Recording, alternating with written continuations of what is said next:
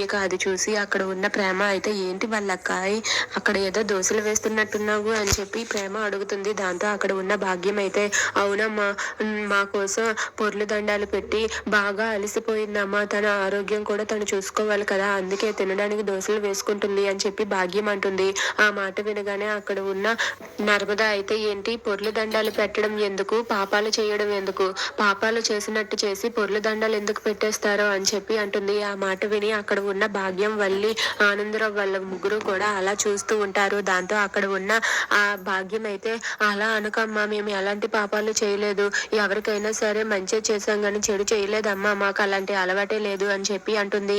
ఆ మాట వినగానే అక్కడ ఉన్న వల్లి అయితే అలా మౌనంగా తలదించుకుని ఉంటుంది. దాంతో ప్రేమ అయితే అయినా మీ నాటకాలన్నీ నర్మదా అక్క బయట పెట్టే ముహూర్తం వరకే కదా, ఆ ముహూర్తం వరకే మీ నాటకాలన్నీ సాగుతాయి, అంతవరకు మాత్రమే మీరు ఇలా నటించగలరు, లేదా ఆ తర్వాత మీకు ఇలా నటించే ఛాన్సే ఉండదు, ఎందుకంటే నర్మదా అక్క మీ నాటకాలన్నీ బయట పెట్టడానికి ఆల్రెడీ ముహూర్తం పెట్టేసింది అని చెప్పి ప్రేమ అంటుంది.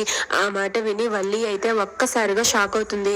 దాంతో ప్రేమ అయితే ఆ తర్వాత మీరు తట్టబుట్ట సర్దుకొని మీ కొంపకు వెళ్ళిపోవడమే అని చెప్పి అంటుంది. ఆ మాట వినగానే భాగ్యం అలాగే వల్లి వీళ్ళిద్దరూ కూడా ఏంటి తట్టబుట్ట సర్దుకొని మేమెందుకు వెళ్ళిపోతాము అని చెప్పి భాగ్యం అంటుంది. దాంతో అక్కడ ఉన్న ప్రేమ నర్మద అయితే మీ బండారం బయట పెట్టేస్తాను కదా అని చెప్పి అక్కడ ఉన్న నర్మదా ప్రేమ వాళ్ళిద్దరూ అంటారు. దాంతో అక్కడ ఉన్న ఆ భాగ్యం అయితే మేమెందుకు తట్టబుట్ట సర్దుకొని వెళ్ళిపోతాము, మాకు అంత అవసరం రాదు, ఎందుకంటే అమూల్యకు అసలు పెళ్ళే జరగలేదంట కదా, మాకు ఆ విషయం తెలుసు, ఎప్పుడో తెలుసు, అమూల్యకి అసలు పెళ్ళే జరగలేదని తెలిసింది అని చెప్పి అంటుంది. ఆ మాట విని ప్రేమ నర్మద షాక్ అవుతారు.